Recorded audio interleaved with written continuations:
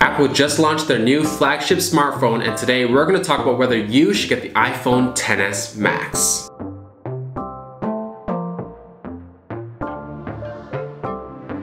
Hi guys, and welcome back to Rich Tech Talk. I'm Richard, and as promised, I'm going to give you a full review with 3 reasons why I think you should get the iPhone XS Max. So I gotta say, after switching over from the iPhone X to the iPhone XS Max, I sort of have mixed feelings using the iPhone XS Max. When using the iPhone X, it's just the perfect size and it's a one-handed phone.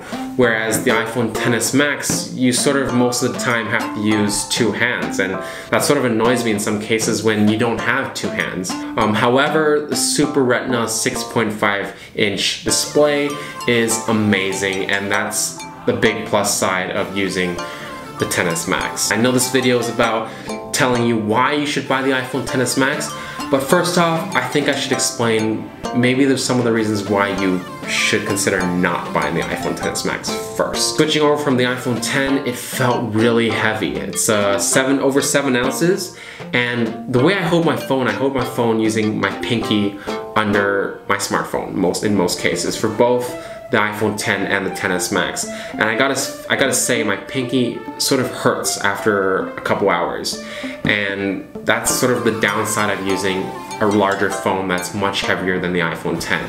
For maybe users coming over from a plus size phone, going over to the Max, you may not have this issue, maybe because you're used to using a plus size phone, but for me, I feel like this phone is so heavy and it's a downside, and it's making me want to go back to the iPhone X. However, because the screen is so amazing, I want to stay on the iPhone XS Max. So it's sort of like a dilemma. I can't decide at the moment. I'll have to figure it out.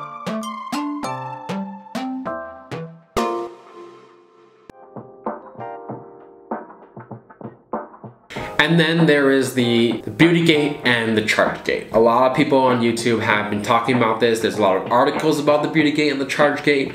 Let's talk about beauty gate first. Beauty gate, it really doesn't annoy me that much. I've taken selfies of myself with the iPhone X and compared it with selfies on the iPhone XS Max. And I can see the difference. Definitely there is a really significant difference with the XS Max and the iPhone X, but it's not something that annoys me that much. I think that Apple, they can actually make this iPhone XS Max beauty gate into a filter. And who knows, maybe you can call it beauty gate, just for the hell of it. But yeah, personally, not a big issue. Can easily be fixed, just a software update, maybe 12.1. And then there's charge gates. Let's talk about charge gate. Charge gate is basically whenever your phone is on standby, possibly off as well, when you charge your phone doesn't get charged. And when it's on standby and you charge your phone, you have to tap your phone before it starts charging. So this issue has been happening with a lot of people that have bought the new iPhone XS Max. Personally, I've experienced this once when I first charged my phone, and then never again. Hey guys, so I was just editing this video that you're watching right here, and a new update came out from Apple, iOS 12.01. So if you haven't updated already, hurry up and go update your iPhones, iPhone XS and XS Max, and also previous iPhones, of course. It addresses the issue of charge gate and any issues with your Wi-Fi or Bluetooth as well. So hurry up and go update. Unfortunately, beauty gate, it doesn't address that issue. It doesn't fix that.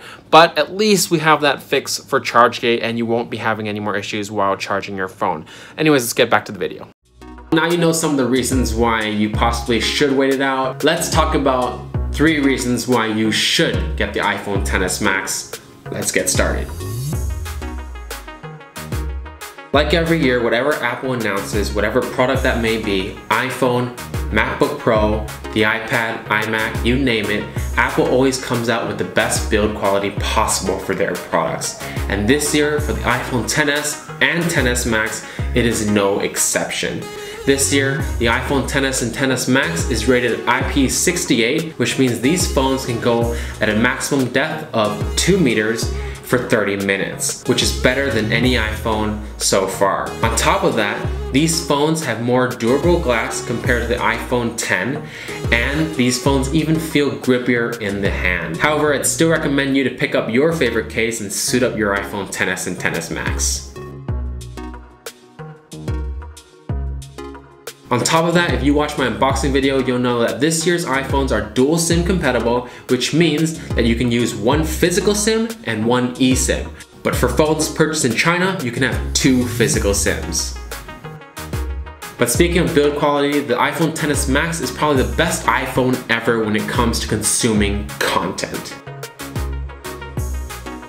The iPhone XS Max has a 6.5-inch Super Retina HD display and is HDR compatible. So if you have HDR content, then that would be perfect for the iPhone XS Max.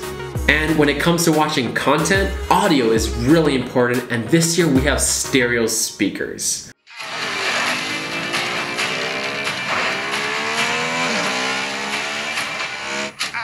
And when we speak of content, we gotta speak about the new A12 Bionic chip. I'm not gonna go into too much details, but basically it future-proofs your iPhone XS and XS Max, giving you a better AR, VR, and gaming experience.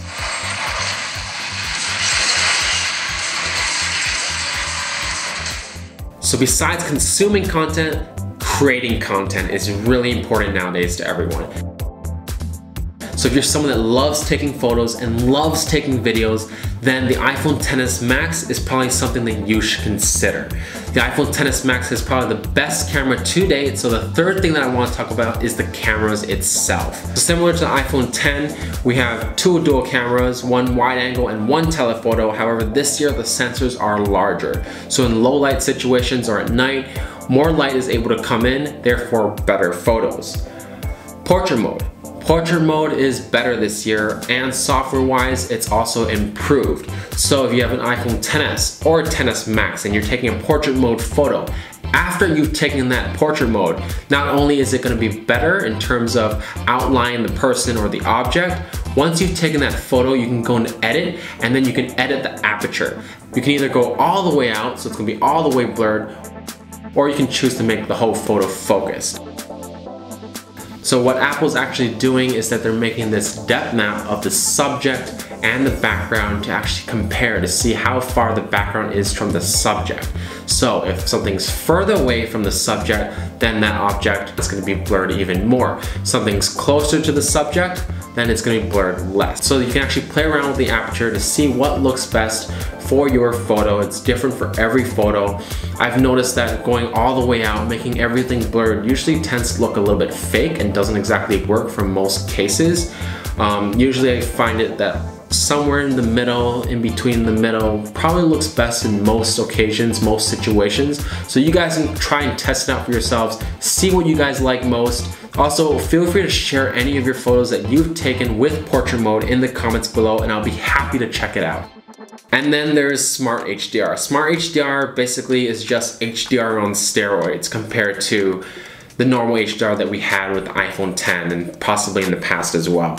What it's doing is it's taking, whenever you're taking one photo, it's actually taking a sequence of photos from that specific photo. And these sequence of photos are basically photos with different exposures or highlights or shadows or whatnot, basically getting every single little detail that it can out of that particular photo. And what the A12 Bionic chip is going to do is that it's going to check out all these photos, trying to get as much detail as it can from these photos, and then pick out some of those photos from that sequence, combine them together, and then give you a smart HDR photo. For certain occasions, certain situations, it actually does make a difference. I think that you guys should try it out. Always keep it on, then you can compare a normal photo compared to a smart HDR photo, and you can actually choose which one you like better. Always great to have it, and then just delete whichever one you don't like. And the front-facing camera, we haven't talked about that yet, but basically portrait mode is there for the front-facing camera now, and we also have Full HD, 60 frames per second. That's something new that we have on this year's iPhone XS and XS Max. It's not something that I'm going to be using a lot. I still stick to 24 or 30 depending on the situation, the whatever I'm shooting, depends on the project. 60 frames per second, some people love to always shoot in 60 frames per second. So if that's you, then it's available on the iPhone XS Max, and I highly suggest you to get the XS or XS Max if that's who you are, if that's what you need. If you're vlogging in 60 frames per second for whatever reason, then it's there, you know. So those are the 3 reasons why I think you should get the iPhone XS Max. If you're someone that's coming from an iPhone 7 or an iPhone 6 or even later, then I highly suggest you to get this iPhone. However, if you're someone that's coming from an iPhone 10 or an iPhone 8, then I'd highly suggest you to wait because that camera, that build quality is just gonna get better. Plus that screen. I've been looking at that wallpaper, the wallpaper for the iPhone XS and the XS Max, and I've been just thinking about it. You know, they've been hiding that notch this year, and I'm wondering, why are they hiding that notch? Could be because Apple got a lot of crap about the notch. People didn't like it in the very beginning. Or it could be because a lot of brands adapted that notch and everyone's copying Apple. Or it could be a hint that the next iPhone could possibly have no notch. So if you're someone with an iPhone 10 that doesn't want a notch, then I'd highly suggest you to wait out for the next iPhone. So thank you for watching to the end of this full review and the 3 reasons why I think you should get the iPhone XS Max. If you want more content on possibly the iPhone XS Max or iOS 12, then let me know in the comments below and give this video a thumbs up. This is Richard on Rich Tech Talk. Please subscribe and I'll see you guys in the next video.